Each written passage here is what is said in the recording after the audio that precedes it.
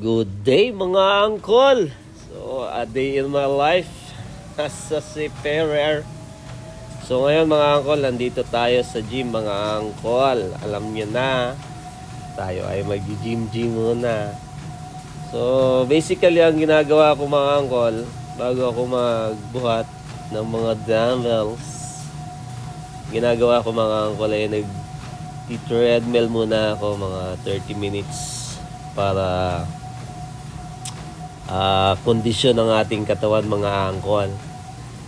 Tapos medyo samahan na natin ng pag-stretching dyan mga angkol habang nagtatakbo-takbo sa treadmill para pag nagbuhat tayo mga angkol hindi ganun ka sakit. So ayan na nga mga angkol, after 30 minutes nag-walking na lang tayo. So, binagalan na natin yung treadmill at tayo ay nag-start na mag-walking ng 5 minutes bago tayo magbuhat. So, yun nga mga angkol, may tumabi sa atin na isang magandang binibinit, isang magandang dilag. Ay, weakness. So, marami talaga dyan mga angkol. May mga nakakasabay talaga ako, mga babae dyan. Kadalasan, mga ibang lahi. So, approachable naman sila at mababait. Hindi naman sila kagaya ng mga Pilipina. Peace. Hindi.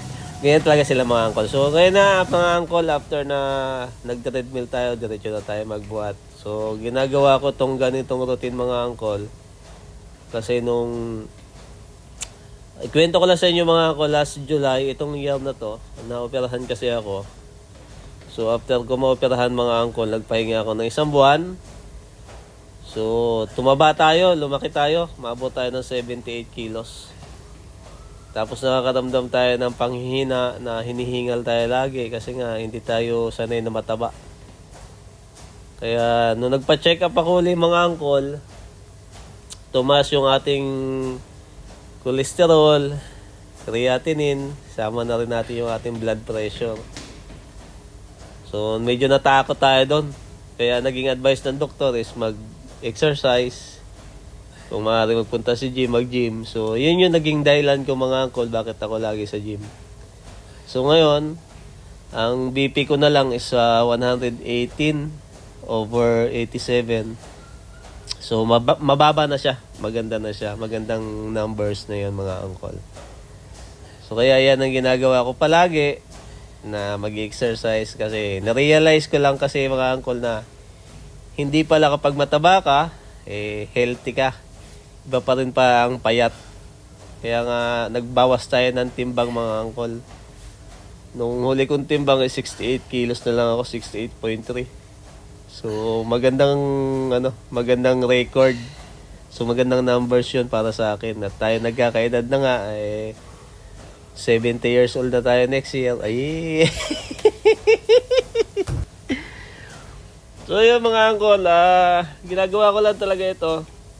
Hindi para magpalaki ng katawan, pero sinasabay ko na lang din ito mga angkol. So may improvement naman, nakikita naman natin na medyo bumubukol na yung mga muscles natin. So ang pinapalaki ko lang dyan mga angkol ay bicep, puro upper lang tayo.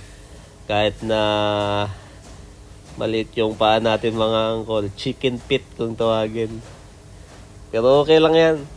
Kailangan lang natin lagi mag-exercise, magbawas ng timbang.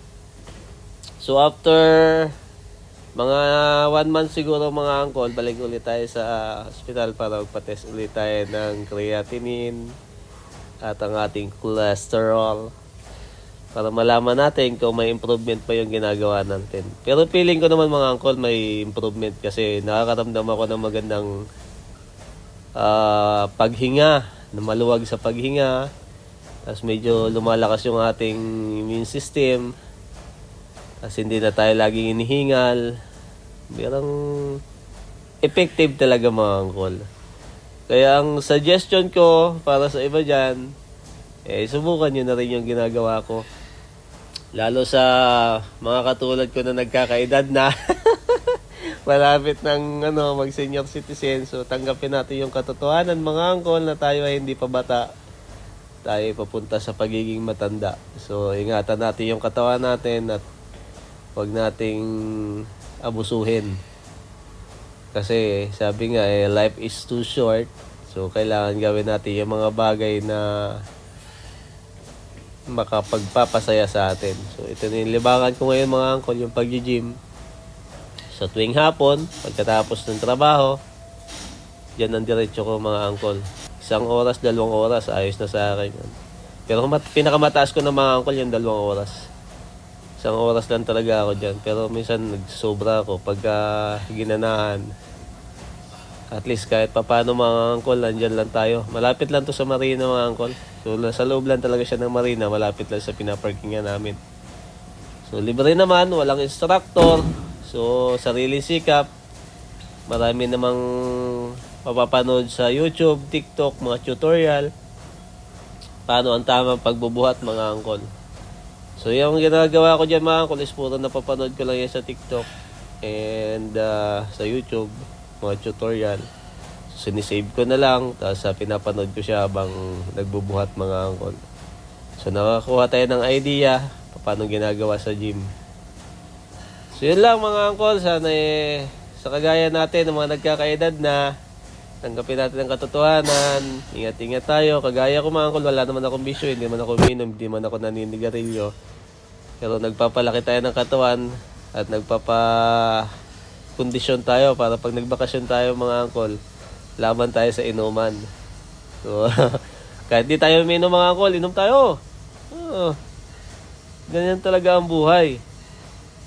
Tuloy ang tagay hanggat may atay. Hindi, joke lang yung mga angkol. Kailangan sa mga edad natin mga angkol tayo health conscious na.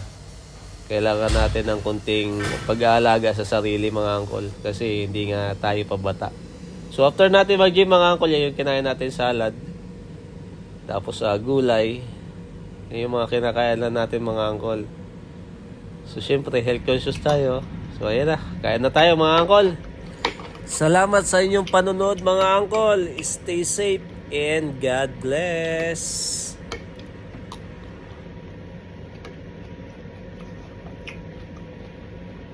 Nakarelate ka ba? Pakipalo na lang, like and share. Peace.